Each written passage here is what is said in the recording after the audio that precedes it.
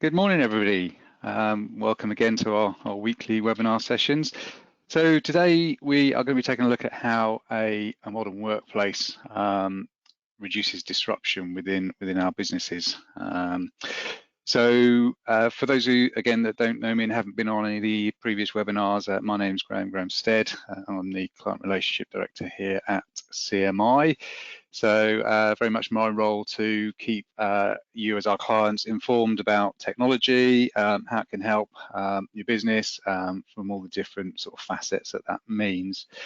So, I mean, clearly these webinars have really come off the back of the situation we sort of find ourselves in, but I do want to try and make sure we don't try and refer too much to COVID specifically as the source of disruption. Really, I want us to be thinking wider. So as usual, there's going to be a recorded session, so available for you, and the slides available after, which we'll share through the usual newsletter, YouTube channel, etc. And any questions that you have through the session, feel free to just use the sort of question sort of facility in the little dashboard that you'll have. And we'll make sure we get back to you later on today. We typically don't have time for sort of Q&A session at the end of these webinars, just to try and make sure that we keep them to sort of 30-40 minutes in sort of length. Excellent. Okay, so let's move on. So I try to ensure that at the outset of these that we make it clear really what we're trying to help you achieve and learn from the sessions. A couple of aims really from each of our webinars. So today I really just want to make sure that we're trying to expand our thinking around what disruption actually means. I guess not so much what it means, we all know what it means, but what those sources of disruption are.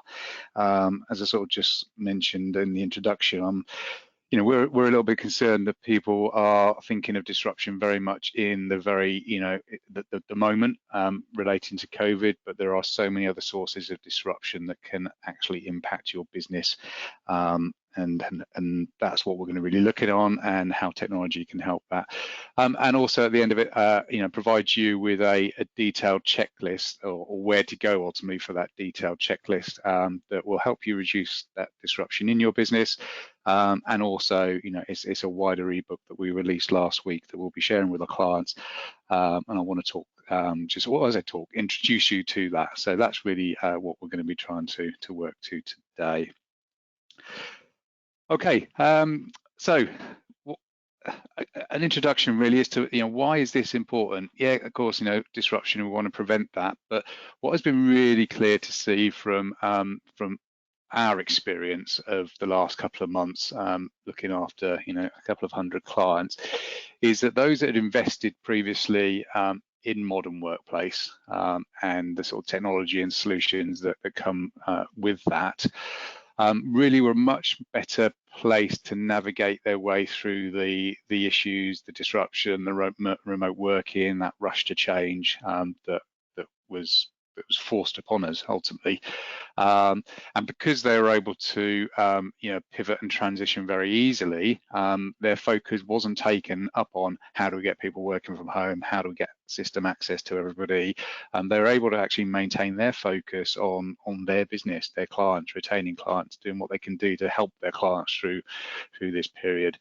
So the old adage, not being prepared is preparing to fail. So I think that really is the lesson we all need to take from this. Even from CMI's perspective, we were well positioned to pivot as you'd expect as a technology business, but there were some things that we hadn't invested in, as yet, that if we had done, would have been in a better position for a number of things. So we all have our experiences individual to ourselves, and we all have our learning from that. So really it's just about making sure that we action that learning, and we make sure that we understand what type of disruption can impact us moving forward and what we're doing to protect against that. I'm going to try not to use the old disaster recovery business continuity plans, because a lot of people think that's just a document that sits in the cupboard that never gets used, and in fact many people don't even have one. So I don't want to just I guess start using that term. That isn't necessarily what this is about. I want to be a lot more pragmatic. Good. Okay. our weekly survey. So again, for those of you who've been on previous, we started this sessions probably about a month ago now. I think this is our fourth or fifth session, and right from the outset, we thought it'd be a good idea to poll the audience and attendees just to ask this question: how do you feel about the outlook for your business compared to last week? I just felt it would be a good sense check that would be useful to all of us to see what the sort of wider business community was seeing and feeling within their industry sectors, that would give us some sense of, what was happening, how quickly things were recovering, if they were recovering at all. So let me just launch the poll as we normally do, and if you can all just select your option, it's better, it's worse, it's about the same, and make sure you click submit at the bottom, and then we'll share the results as we go through. So excellent. So, okay, we're getting, we've not got as big an audience as we have done in the past couple of weeks. So, it's, what we hear in here, we've got about 25% people are saying better, and about 75% are saying the same. So, again, this, I guess the really encouraging thing here, this is now the second week on a trot that we've not had anybody say it's any worse. And in fact, things are fluctuating now, so we've got probably nearly 80-85% of people saying about the same. So that's probably fairly typical. I think we saw a fairly I say a step change, a change last week, which I think was probably off the back of some of the lockdown restrictions and some of the businesses being able to sort of return people to work, or some construction industry, for example, opening up again. Whereas maybe this week it's pretty much the same as last, so that probably makes sense. As I say, I'll share that with you all after the session's finished. Close that now. Okay, thank you for that. Okay, so what do we actually mean by disruption? Clearly, we all know what disruption is. I just thought, I'm trying to get across that I want us to be thinking beyond the obvious, and the obvious clearly at the moment being the situation where we're in at the moment.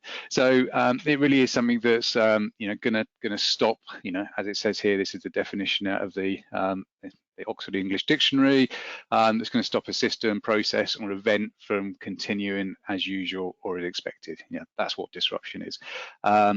So it's really, we've got to be thinking around everything that within our business, its day-to-day operation, the service, the function it provides, the people who provide it, the different departments within that, what possibly, and we really need to broaden our horizons to be thinking what possibly could stop those processes, events, and functions from performing and being done, either long-term, short-term. We just need to be thinking around those. I thought it was quite funny as well that actually this is in the dictionary. It would cause a tremendous disruption to our work schedule to install a different computer system, which clearly is an IT business that does that. I just thought I'd mention that, of course, that wouldn't be the case if you came to CMI and we installed that for you. So, okay, so disruption. So maybe just to sort of try and use a story to some extent, a sort of fictitious character, which for some reason I've called Jack today. So Jack's typical working day. I just thought this might help us sort of just position this within our minds as to what we're trying to achieve through this session. So, Jack, for example, he works within, maybe the sales and marketing function within his business. He works, typically from the office, wherever that office may be. And on this particular day, Jack needs to go into the office. He's got a big event that is being hosted later on this afternoon, that they've been working towards and planning, got a lot of people attending. So, today is quite a stressful day for Jack, and it all culminates in this event that he hopes is going to be a success. So really sort of walking through Jack's day, maybe just to sort of put some story to this, which will put some context to the following slides. So of course, Jack, lives wherever he lives, and he's got to work, get to work. So he has his daily commute, whether that be, train, rail, bike, walk, whatever that may be. But he's got his daily commute because he has to get to his office in order to work. And of course, his office is a fairly, traditional environment, traditional office, somewhere maybe in the local town that he needs to get to. I guess I probably should just sort of reiterate that as we go through this story, we're going to assume that the business that Jack works for hasn't really invested that much in sort of modern technology in the modern workplace. So yeah, Jack's constrained to working within his office on his specific device that is in his office. And maybe for Jack that is a laptop, because he works in sales and marketing, and he is mobile also from time to time. So he's working on his device, and all the applications, the data, the systems that he needs to access. Some of those are installed directly on his device. He's got some applications that need to be installed on his laptop. But of course, the data and maybe the CRM systems, maybe the finance systems are installed on his servers or the company servers within their office environment. So he's arrived at the office. He's planning for his day. He's powering on his laptop. He's checking through his emails, making sure any last minute event attendees that need to be provided any sort of joining instructions that need to go, any last minute cancellations, the usual stuff that he'd need to be doing at the start of his day for planning this event. He needs to be available phone calls. He's going to make phone calls, and I'm sure there's going to be people, partners that are taking part in this event. Maybe the event host, the physical event location themselves are going to need to contact him. So he needs to be making use of his phone system within the office. Making some last minute plans, making sure everything's all set up, etc. And just before he leaves for the event, he's going to have some meetings with his colleagues that are part of that event, making sure everybody understands what they're doing, when they're doing it, the usual stuff. And then of course, he's going to make his way across town to the event location, and he's going to host this fantastic event. So that is a typical working day for Jack on the day that he has one of his events. So let's maybe just sort of look at that now, where maybe we'll repeat that story, and remember, keeping in context that Jack's business hasn't really invested in modern technology. So maybe let's just look at what's such a good day for Jack, or what's not such a good day for Jack. So he's got up, he's done his stuff in the morning, and he's working his way to the rail station, because that's how he gets to the office. And I don't know, maybe there's been an accident, or maybe he became aware there was a strike the day before or something like that. But the point being here is that he is completely reliant on public transport in order to get into the office. So out of his control, he is now no longer able to get into the office. And because they haven't invested in modern technology, his device, his systems, everything he needs, he must be in the office in order to be able to continue his working day. So right at the outset, just because of something that's happened outside of his control, his day is just gone, and he can't continue with the event. It's going to be very difficult to do that and make that event a success. Moving on, maybe it wasn't a strike, or an issue with a rail, or an accident or something like that. Maybe he's made his way into the office, but actually he's turned up at the office and there's been a massive power outage. They were doing some roadworks outside the building, and those construction guys have cut through the cable, and it looks like they're going to be without power for a day. So of course, he's now got no ability to power on his laptop. Okay, he may have a couple of hours of battery, but unfortunately, all the servers, the systems, and networking, they don't have the ability. There is no power, so they can't work. He can't access the data. He can't access his CRM system that's going to give all the information he needs for his event. So, same thing. His day's shot. Moving on, maybe that wasn't the case. Maybe he's got to his desk, everything's fine. Oh, actually, no, his laptop, there's a problem with it. The application that's installed on his laptop's not working. It's broken, or maybe the laptop's just not powering on, physically broken. Maybe it got stolen overnight. There's a whole heap of reasons why that wouldn't work. It's the same impact. He's not able to continue his day. Or maybe he's got there, everything's working on his laptop, but there's been some disruption to the servers. You know, the servers aren't able to provide the applications and the data he needs, whether that's a cyber attack, whether the servers themselves have failed. Again, a whole heap of reasons why that could be the case. Again, these days gone to bits. Lines down, you know, telephony, you know, many of us still within our businesses are using, you know, phone systems that rely on, you know, maybe a traditional BT phone line, you know, ISDN lines, or maybe we move to slightly more modern and we're using the internet, but maybe those lines are down. And because the phone system is a physical system within the office, it needs those lines. He has no ability to start making phone calls through their business phone system on his mobile or from his laptop, etc. So he now can't communicate with other team members or the event location later on in the day. So now he's getting a bit panicky that are things okay? Maybe the event need to make a last minute change or check something around the catering, for example, and they can't reach him. Yeah, second to last one, you know, this final sort of wash-up meeting, do we all know what we're doing? But unfortunately that day, one of the key people, you know, key you know, organisers of the event, you know, potentially, you know, a single parent, or you know, the situation where they've got a sick kid at home and they're just having to stay at home, so they now can't physically attend that meeting. They don't have the technology to be able to do video meetings, etc., etc. So now I've got a key player that isn't able to take part in that last minute financial event planning. Or, you know, maybe, you know, at the end of the day, and this will come a bit clearer as to why I've got this on here later, but maybe there was some form of security incident or incident at the event. So actually in this situation, there was nothing wrong with Jack's business, his technology that he was using, he was able to do everything, but it was down to one of their key suppliers that now have an issue. And of course that has the knock-on impact to Jack's day. So I just thought, yeah, again, the point of that slide really is just to sort of try and get us thinking around, you know, the typical workflows, work process of the different departments, teams within our business, and where we've got any, I say single points of failure, there may not be single points of failure, but where we have risk associated with any disruption, what could happen that would prevent us doing X, Y, Z that we need to do in order to be able to continue operating and delivering our business.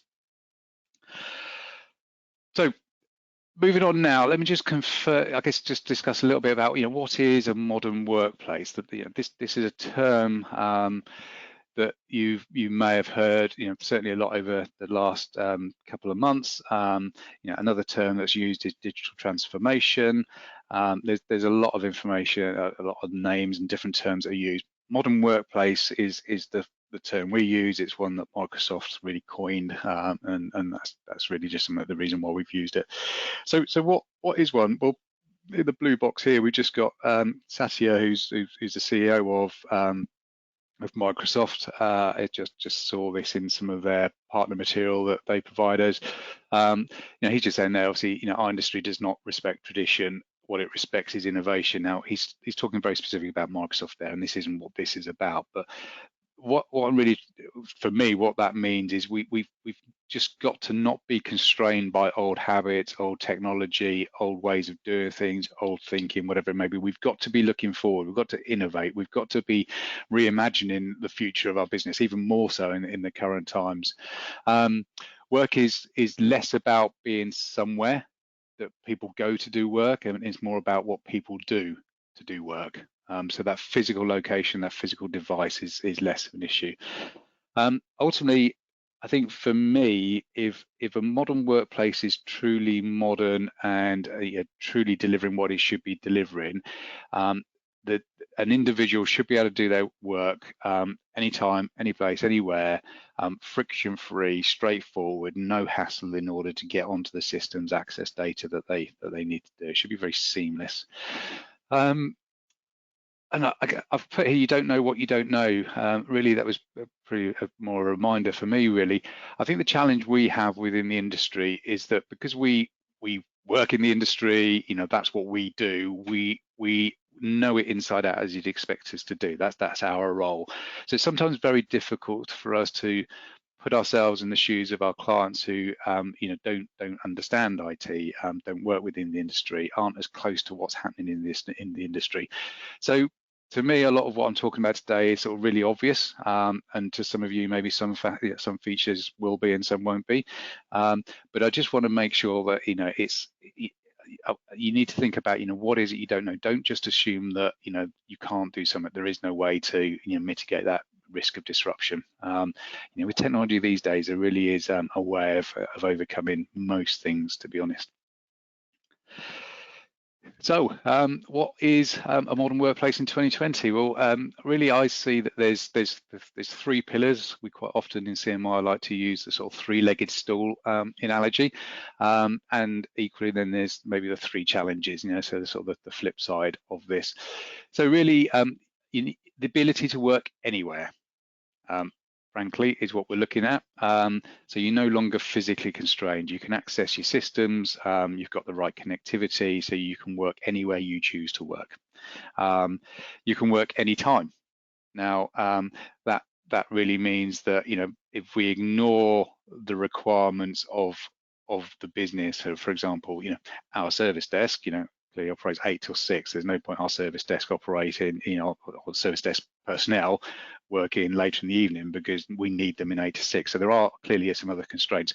But assuming those constraints aren't there, and you're in a role where you just need to make sure that you deliver X, Y, Z by the end of the week, the end of the month, whatever it may be, it doesn't matter whether you work nights, days, weekends, then that's the ability to work anywhere, and outcome-based results. And of course, then to work on any device. So not just anywhere, anywhere, any device. And then being able to do that really gives you the ultimate flexibility, your staff the ultimate flexibility to continue delivering what you need to deliver as a business. So the three challenges around that, I guess, challenges, risks, considerations. We of course need to maintain security, and that is absolutely essential. If we're opening up our systems to internet sort of accessible from anywhere, from any device, then of course we've got to make sure we've got watertight security.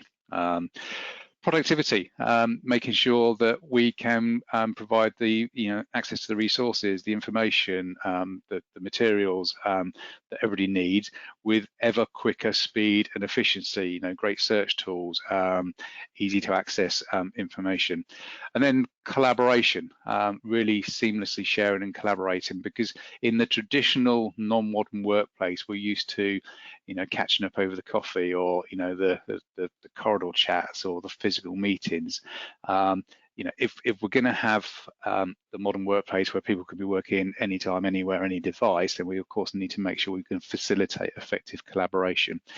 So there's really those three pillars. And in order for those three pillars to be truly effective, we've got to make sure they're secure, make sure they deliver productivity to the team, and I guess alongside that is making sure that people can collaborate and share, because they're no longer restrained or constrained by the physical space. So let's have a look at ability to work anywhere. Before I move on, this isn't, I purposely haven't made this a webinar that's going to just talk to you about technology, Microsoft Teams, the actual techie stuff. I really just want to try and, again, think around some of the technology investments, the modern workplace technology that's available to help you mitigate some of the risks that we talked through when we went through Jack's day a little earlier. So, here, Jack had these issues with his commute and his office. He wasn't able to get into the office, or maybe when he got to the office, things weren't working. So, in order to make Jack's office environment, his business, a modern workplace that isn't going to be impacted by those disruptions, we need to make sure that his systems, his data that he has access to, is available, effectively internet enabled. We're offloading those workloads to the cloud, so we're no longer constrained by needing to be in the physical office because the physical systems and servers are there. It's important also, and many of you will maybe appreciate this, is that if you have your systems within the office, and we are suddenly in the situation we find ourselves in recently where we're having to all remote work, then of course everybody's trying to access those systems remotely assuming your technology allows you to do that, which is putting an enormous strain on your VPN systems, the internet bandwidth coming into your business. If you offload those to the cloud, then that strain is no longer there. That's to be managed by those cloud providers. That's what those platforms are intended to do. So it's really about making sure that you make your systems internet accessible and not constrained within your office. Anywhere connectivity. So connectivity has changed massively over the last 4 or 5 years, and will continue to do so with the introduction of 5G and as things just evolve moving forward. You have to ask yourself the question, once the 5G is rolled out at the speeds that's there, how much longer will it be before we're no longer constrained by a physical wire coming into our building in order to operate our businesses? We were going to get to that time. So you need to be thinking about, yes, the office internet, because we will still have offices. Yes, it will look massively different, we expect, as we move forward, but there will still be the requirement. People are going to be working from home, so you need to be thinking about business grade connectivity at home, and Wi-Fi, secure Wi-Fi, not having access into your systems from connectivity that's poor, that's slow, it's being shared by the family, and potentially not secure. And of course, the mobile I mentioned a second ago too. Of course, robust authentication. So, at the moment, if you're in a traditional environment, you get into the office, you turn your PC on, and you put your username and password in, and that's the authentication. Now, clearly, we're all used to the sort of next level of authentication. We're using mobile banking, for example, where we've got that second, two-factor authentication, where we've got some form of PIN code in addition to the username and password. So we need to make sure we're managing that, but not only through who's accessing, making sure we robustly interrogate and ensure that the person accessing the systems is the right person to access the systems, but also that we're happy that the device that they're accessing from is an appropriate device, secure device, in order to be connected into the business systems. So there's two levels of authentication there: a user and a device level. So that's the next level of security we need to be looking at in order to make sure that you can securely provide that access to to the anytime, anywhere environment. And then collaborating anywhere. We talked about a second ago. No longer. Or not no longer having, the coffee chats, etc., in the physical office, but that will look massively different. It's going to look massively different as a result of COVID. But let's just say, I don't know, maybe the office you work in, there was a fire or a flood, or some other form of disruption that forces us to be remote working. We need to make sure that collaboration is there. So the tools such as we talk about Microsoft Teams, but the other collaboration tools that are out there, the business applications that you use.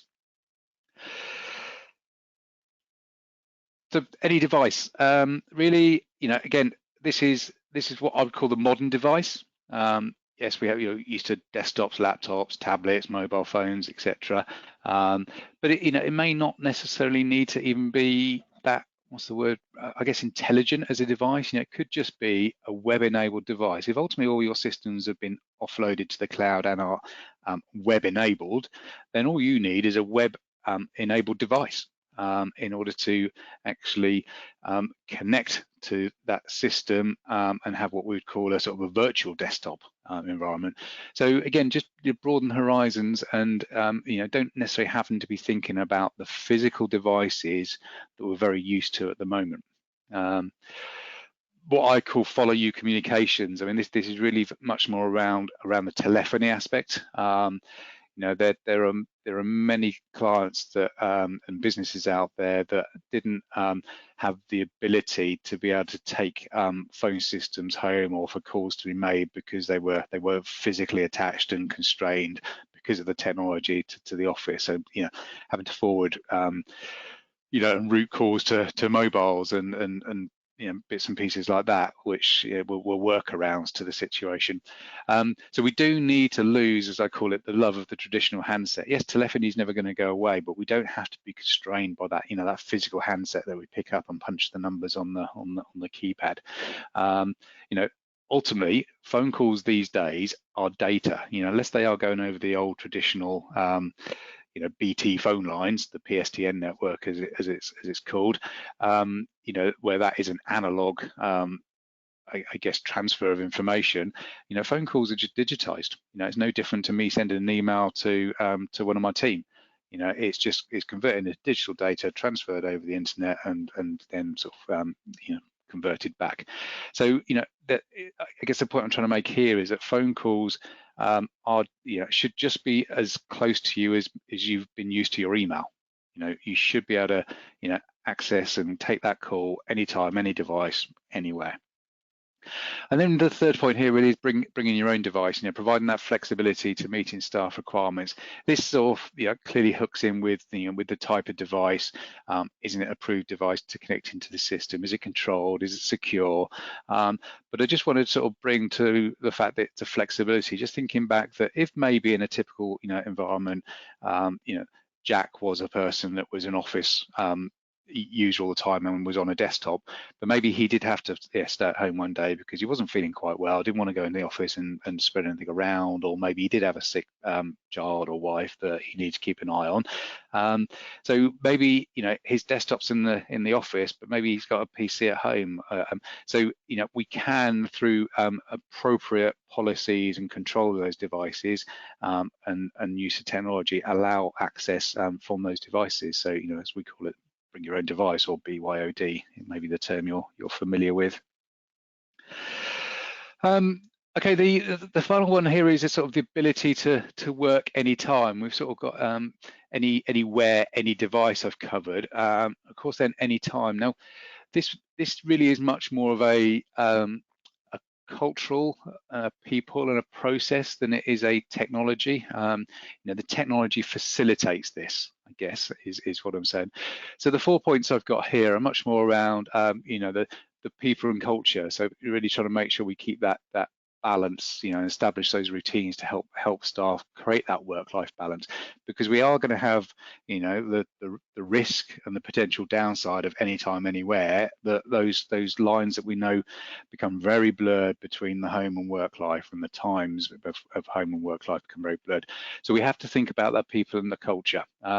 Team management, one of the things we're hearing a lot from clients at the moment is how difficult it is to help to know what their teams are doing, how well projects are being delivered, against plan, for example, keeping in touch. So that whole team management piece has actually become something that businesses have become very aware of.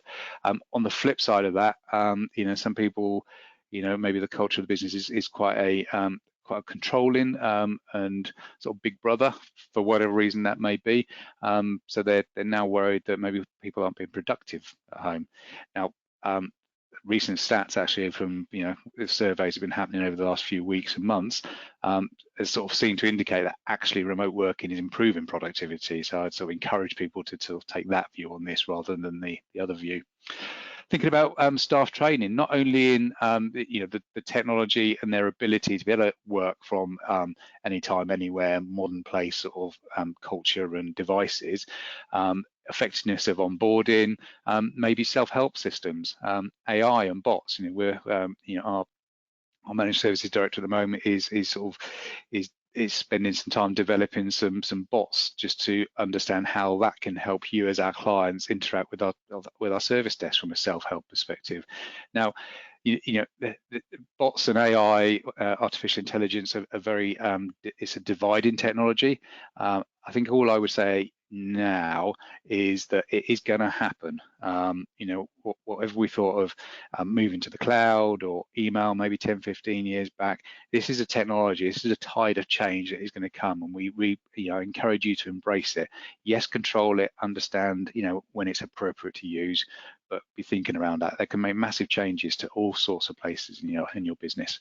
And the final one here, just a sort of shout out really to one of our clients, MCM, who we sort of a workplace architect. I think I'm probably sort of, if I'm hoping I'm explaining properly, but I don't want you to be just thinking around a modern workplace being a technology-based thing. On modern workplace is that physical space where the work is done, whether that's in an office, whether it's at home. So you need to be thinking about, I'm going to use MCM's phrase here, tomorrow's space is today. So this isn't just a technology thing. Technology is we would say, of course, the core to this, but there is stuff beyond this.